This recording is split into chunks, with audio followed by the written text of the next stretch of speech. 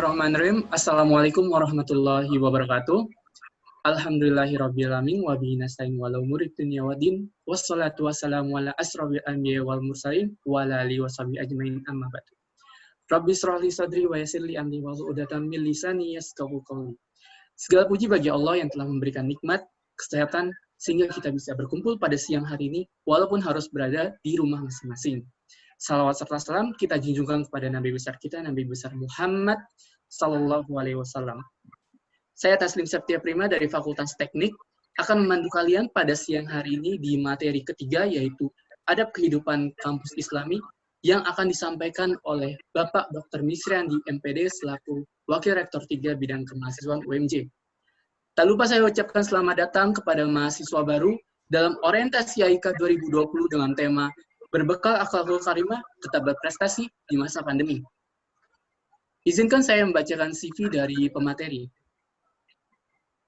Nama, Bapak Dr. Misriandi MPD, tanggal lahir 10 Februari 1972, pekerjaan dosen, alamat Pamulang, golongan darah Amin, nomor telepon, bagi kalian yang ingin meng-save nomor telepon Bapak Misriandi, bisa di-save 0853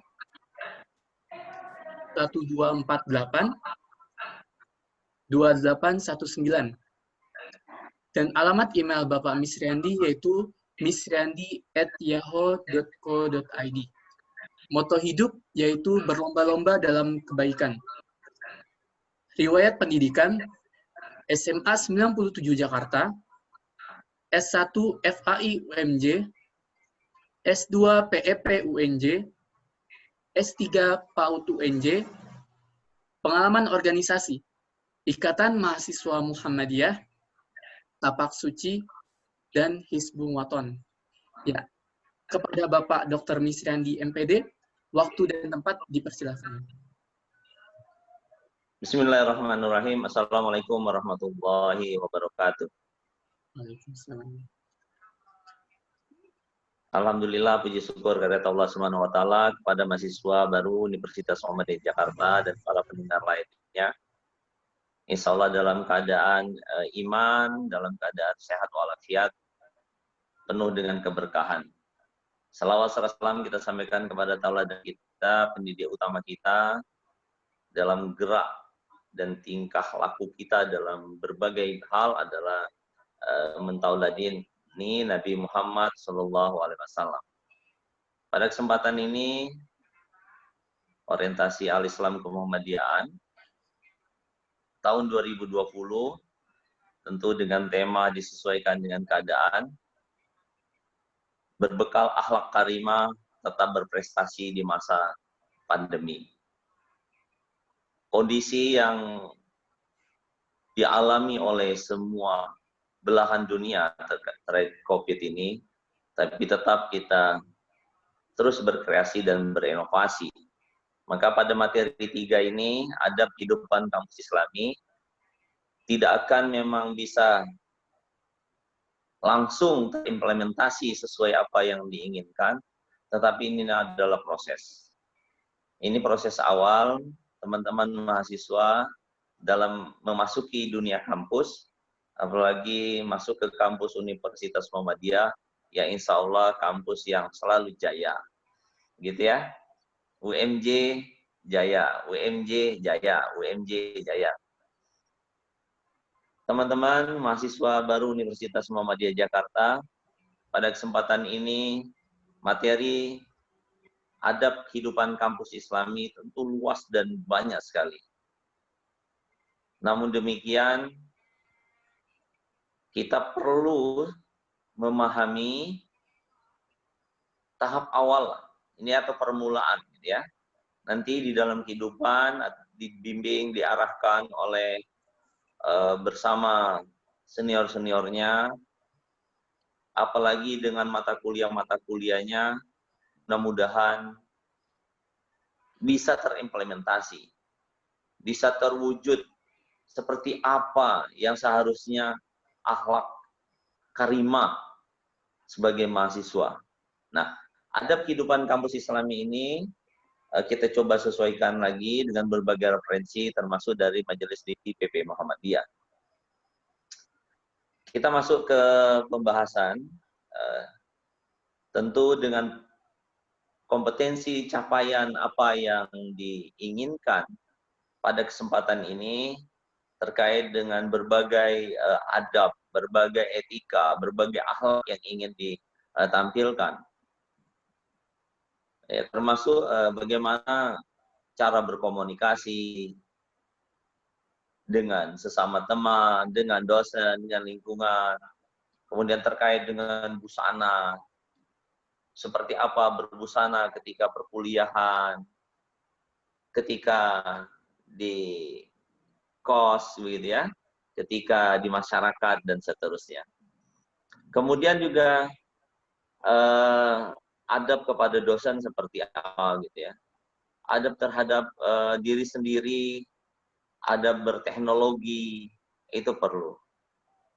Kemudian ada yang memang masih sangat banyak kita hadapi terkait juga dengan kawasan tanpa rokok. Nah, kampus kita ini sudah sepantasnya lah sesuai ketentuan aturan perundang-undangan, memang seharusnya bebas dari asap rokok.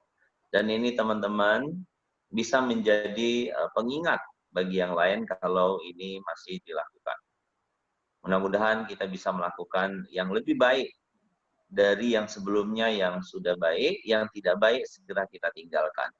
Inilah yang kita harapkan, capaian yang kita harapkan kepada semua mahasiswa baru. Kita melihat fakta yang terjadi di dunia Islam pada umumnya. Dari 57 negara anggota Konferensi Islam,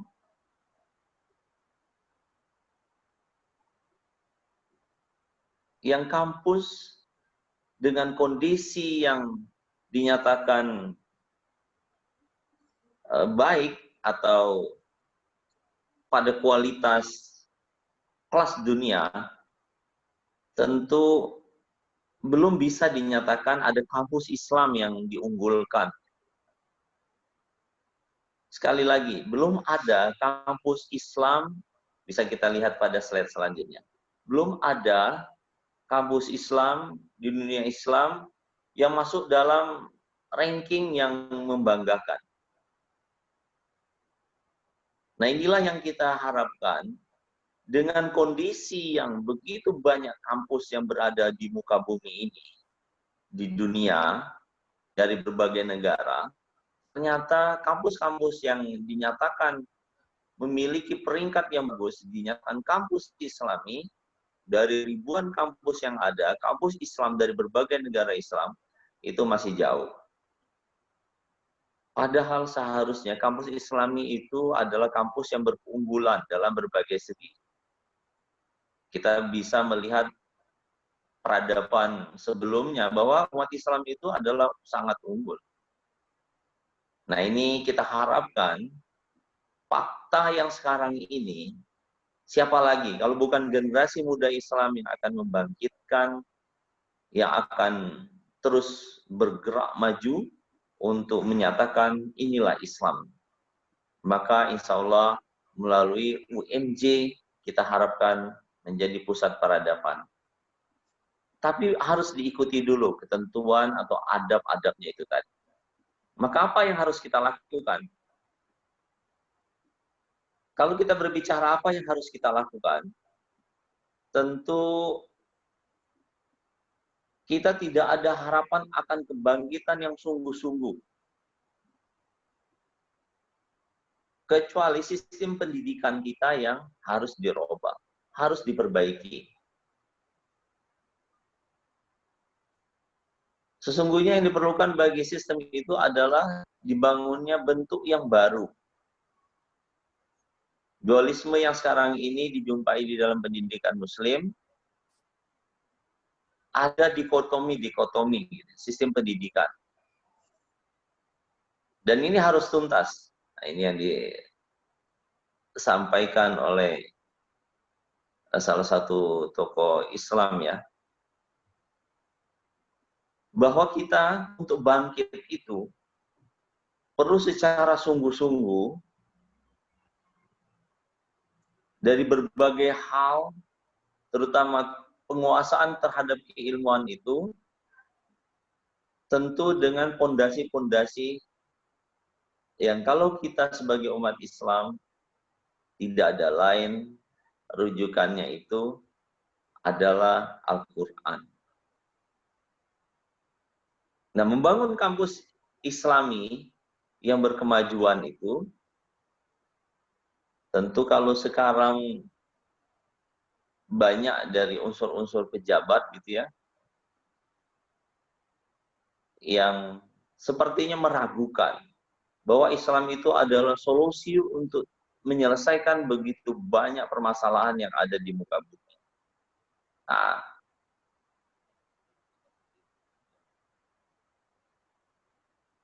maka kita perlu mengkondisikan, memiliki adab-adab begitu, terutama dari diri kita sendiri, termasuk menjaga kebersihan jiwa dan hati, gitu ya, pada telepon masuk seperti ini. Menjaga diri tetap pada jalan yang lurus, menghindari sikap boros dan berlebihan, bertanggung jawab, sabar, hidup sederhana, menjauhi dari sifat sombong, termasuk cara berpakaian, termasuk ada berpakaian. Nah, ini yang perlu diri kita bangun dari diri kita sendiri. Selanjutnya, kita bisa juga mengkondisikan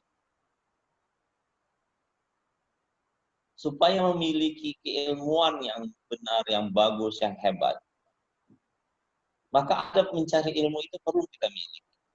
Bagaimana mempersiapkan diri sebelum hadir di majelis ilmu, tidak membatasi diri dalam mengambil sumber ilmu, harus seluas-luasnya. Mungkin kita sangat perlu belajar gitu ya dengan orang-orang yang sepertinya apa ya, dianggap hina, dianggap rendah, dianggap kecil gitu. Tapi justru kita akan dapat banyak ilmu dari sana. Kemudian menghormati majelis ilmu, haus ilmu dan menjaga semangat ingin tahu, menumbuhkan semangat literasi. Nah, literasi ini berbagai hal, termasuk literasi dalam hal wirausaha gitu. Lanjut dengan sabar dalam belajar, kemudian tawaduk dan tidak merasa jemawa dengan ilmu yang dimiliki ketika sudah memiliki keilmuan tersebut. Kemudian jujur di dalam menuntut ilmu. Teman-teman mahasiswa baru, ternyata cukup terkait dengan adab menuntut ilmu ini, kalau kita mau hancur atau mau dihancurkan atau tidak mau maju, cukup satu saja sebenarnya, tidak jujur di dalam menuntut ilmu. Maka pada bagian akhir ada menuntut ilmu tadi, kita harus jujur. Yang biasa menyontek, yang biasa plagiat dan seterusnya itu kita harus hindari. Intinya teman-teman harus jujur-jujurnya dalam menuntut ilmu sehingga nilai atau ilmu yang didapatkan tadi bermanfaat. Kemudian adab kepada dosen. Tentu akan kita hadapi banyak dosen yang ada di kampus ini. 1.000 dosen, maka bisa jadi 5.000 karakter atau 5.000 cara yang harus kita hadapi. Dan kita harus hadapi semua dosen itu. Dan kita harus cara menghadapinya tetap berbaik sangka pada dosen tersebut. Bahwa mereka ingin mengajarkan, ingin memberikan, ingin mengajak kita untuk lebih baik dan lebih baik. Kemudian tidak membicarakan kekurangan dosen. Tidak semua dosen sempurna. Maka berbagai kekurangannya kita coba maklumi, kita bisa diskusikan, kita berusaha pahami. Kemudian terhadap dosen kita tetap tawadhu. Senantiasa mendoakan dosen kalau dia tidak baik supaya lebih baik, supaya dia selamat, supaya dia sehat. Sekalipun kita sadar tahu bahwa itu kurang tepat, kurang baik. Kemudian menghargai dosen atas ilmu yang diberikan sepanjang waktu. Walaupun dia sudah tidak mengajar kita saat kita ada, maka kita tetap harus menghargai dia sebagai dosen. Selanjutnya, bagaimana adab kita menggunakan alat komunikasi. Kita tidak bisa terlepas dari sekarang ini kondisi akan alat komunikasi, khususnya handphone. Baik di kelas, seperti apa penggunaannya, di-silent-kan, atau cukup bergetar, atau malah dimatikan. Bagaimana kesepakatan dengan dosen. Tatkala memang dibutuhkan untuk keperluan kuliah tersebut, di kelas tersebut, ya silakan. Kemudian komunikasi dengan dosen, cara ber-SMS, cara ber-WA, cara meng-email, gitu ya. Ada etikanya. Jangan juga lah ketika tengah malam. Ada waktunya. Gitu. Bagaimana dengan kata-kata yang dimulai dengan salam, yang ditutup dengan terima kasih, ini perlu kita lakukan dengan baik. Kemudian di masjid, tidak usah diingatkan lagi oleh masjid, gitu ya, pengurus masjid, ketika kita di masjid, handphone harus dimatikan. Ketika sudah saatnya ibadah, handphone harus dimatikan. Nah, ini ada etika tersendiri. Tentu ini akan kita pelajari lebih panjang, lebih jauh lagi ke depan. Kemudian juga ada terkait dengan berteknologi, ya. Terkait dengan berteknologi ini, terkait dengan ada kuliah daring yang akan kita hadapi mungkin di semester awal ini kita akan banyak ada kuliah daring. Maka dari itu teman-teman, bagaimana mempersiapkan diri terkait dengan hal-hal, apalagi kalau terkait dengan kuota, terkait dengan jaringan. Nah, ini perlu kita kondisikan, gitu ya. Bagaimana kita tetap menutup aurat, bagaimana kita tetap, ya seterusnya dan seterusnya. Kemudian bermedia sosial. Bagaimana kita memanfaatkannya supaya bijak. Termasuk terkait dengan tidak pornografi. Kemudian ada bermasyarakat di indikos atau di kos, di lain-lain gitu ya. Kemudian menjaga nama baik alma mater di mana saja kita di dalam bermasyarakat. Nanti akan kegiatan banyak magang, kegiatan KKN, kegiatan praktek, kegiatan di mana-mana saja perlombaan ikut berbagai luar. Kita tetap menjaga nama baik alma mater sebagai kampus Islami. Adab kalian harus tetap dijaga. Adab kita harus tetap kita perbaiki. Kemudian adab terhadap berteman, ya, berteman. Ini sederhana, tapi akan sangat mempengaruhi diri kita.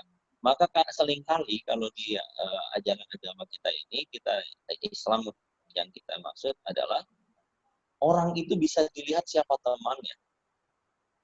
Maka ada pepatah gitu kan, kalau memang kita berteman, lebih kepada pepatah kalau saya lihat itu ya. Kalau kita berteman dengan orang yang penjual parfum, maka kita akan kebagian harumnya. Kalau kita berteman dengan orang yang maaf misalnya yang tidak baik, maka kita akan terdapat citra. Nah, inilah yang perlu kita perhatikan dalam berteman. Carilah teman-teman yang baik. Kalau ada yang tidak baik, kita lebih baik tidak juga dibenci, tetapi kita cukup mengenal dan didoakan supaya dia lebih baik. Kemudian diadakan ta'aruf, tetap setia kawan. Itu akan kita hadapi di kampus ini berbagai teman dari berbagai daerah, dari berbagai suku, dari berbagai agama, dari berbagai latar sosial, gitu ya, dari berbagai negara. Kita harus setia kawan lah, saling meringankan. Tentu masing-masing kondisi berbeda. Kita bisa saling membantu, apalagi kondisi COVID ini. Tidak semua kita sama. Ini perlu saling meringankan. Tidak melakukan atau bullying, ya, perundungan, bullying, penghinaan. Kita tentu banyak kondisi mahasiswa yang berbagai keadaan, kekurangan atau cacat atau keterbatasan. Ini kita perlu saling lindungi. Kemudian tidak melakukan body shaming, ya, kekerasan-kekerasan yang tidak diperlukan, atau penghinaan-penghinaan, atau memberi inisial-inisial yang tidak diperlukan. Walaupun sepertinya bercanda, tetapi itu kita harus hindari. Inilah adab kita berteman. kemudian adab kita terhadap lingkungan. Selanjutnya, kalau kita di lingkungan tentu perlu memiliki pengetahuan dan keterampilan tersendiri. Seperti di dalam kelas, lingkungan kelas kita harus memposisikan diri supaya tidak mengganggu teman-teman yang lain. Di tempat parkir, walaupun parkir kita cukup luas, tapi ketika sudah masuk nanti tentu tidak akan tidak bisa dan tidak boleh kalau sembarangan.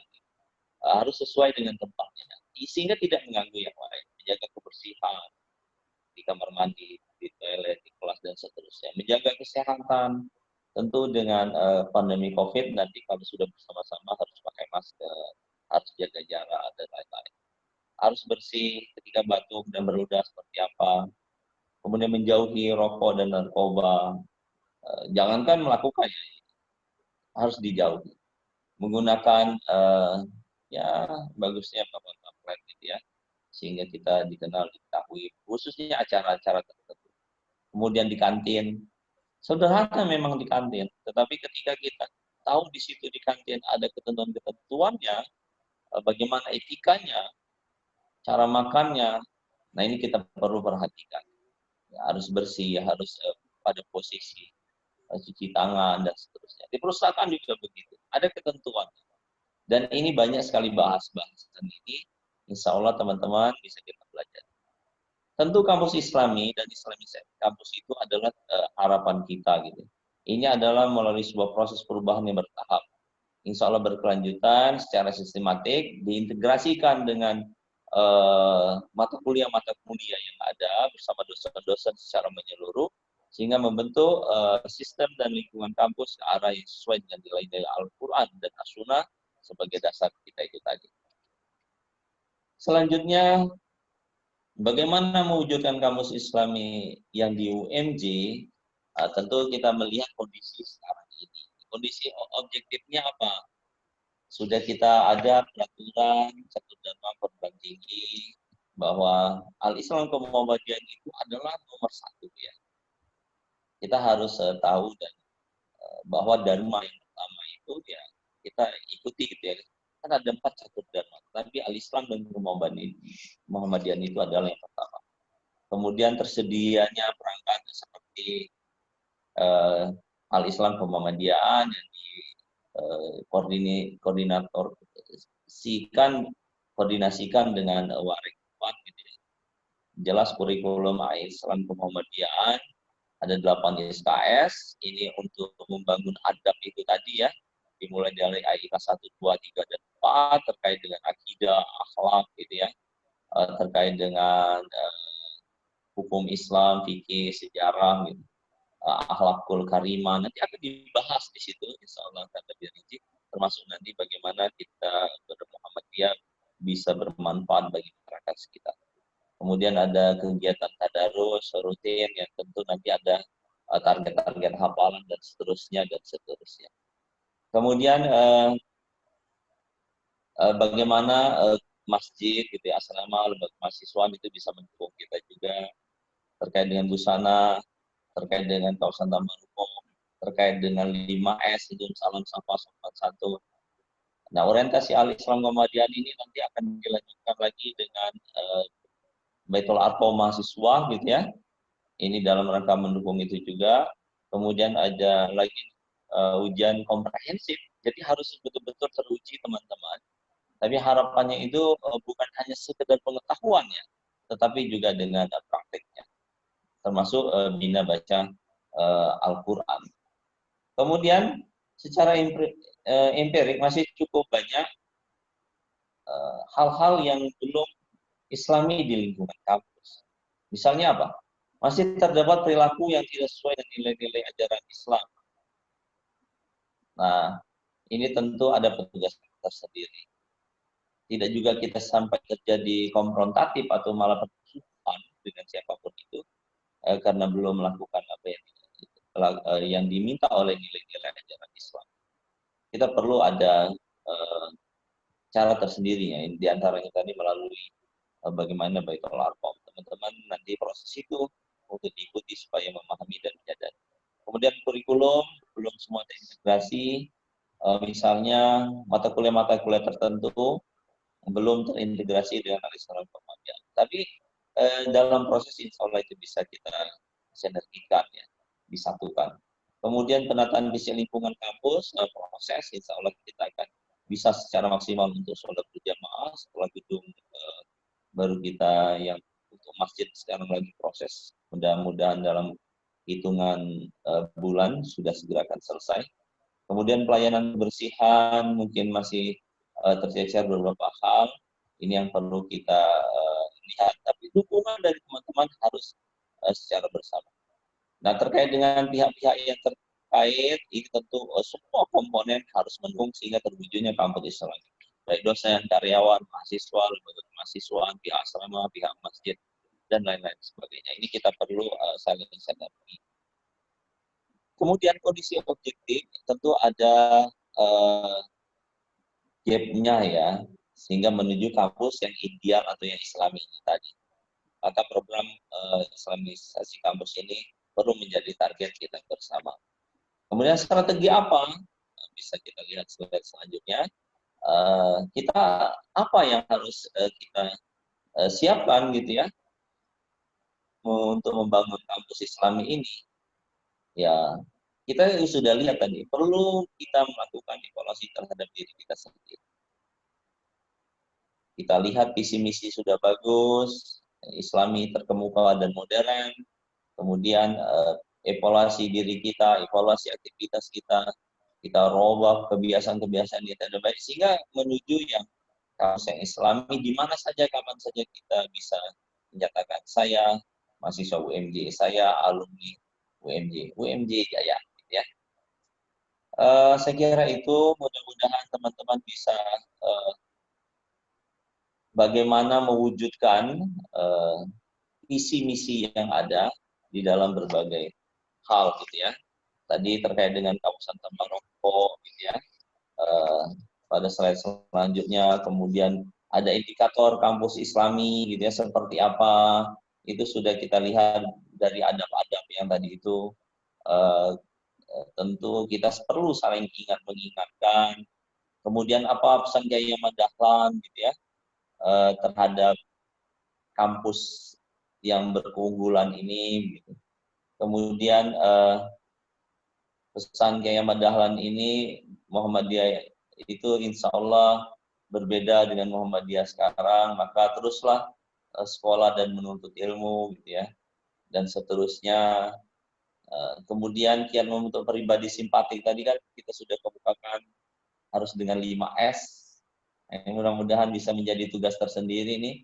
Salam, sopan, santun, sapa. Seperti apa gitu ya. Kalau bisa menjadi tugas nanti bagi teman-teman untuk 5S ini bisa dilakukan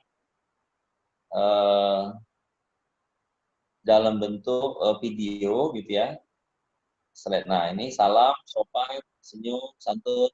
Nah, kalau bisa direkam gitu ya, salam seperti apa, sopan seperti apa, senyum seperti apa, sapa seperti apa. Menjadi tugas individu masing-masing. Kemudian tadi sudah kita kemukakan tentang etika berkomunikasi, sudah saya kira contoh dari etika berkomunikasi ini sebagai contoh saja, nanti bisa menjadi dijadikan tugas kepada peserta oleh panitia gitu ya. Seperti apa sih praktiknya contoh berkomunikasi yang baik? Ini akan sangat baik. Kemudian teknik berkomunikasi yang seperti apa yang baik gitu ya. Kemudian bagaimana termasuk misalnya berpakaian. Nah, pada slide selanjutnya itu bagaimana kita terkait dengan berpakaian, sehingga yang benar, yang bagus itu seperti apa. Nah, jangan sampai kita sudah merasa berpakaian Islami ternyata masih salah, masih berpakaian jahiliyah. Sudah tutup atasnya, bawahnya ketat. Sudah tutup atas bawah, transparan. Nah, itu tidak dibenarkan. Nah, ini sudah ada ketentuan. Baik yang putra, yang putri ada ketentuan.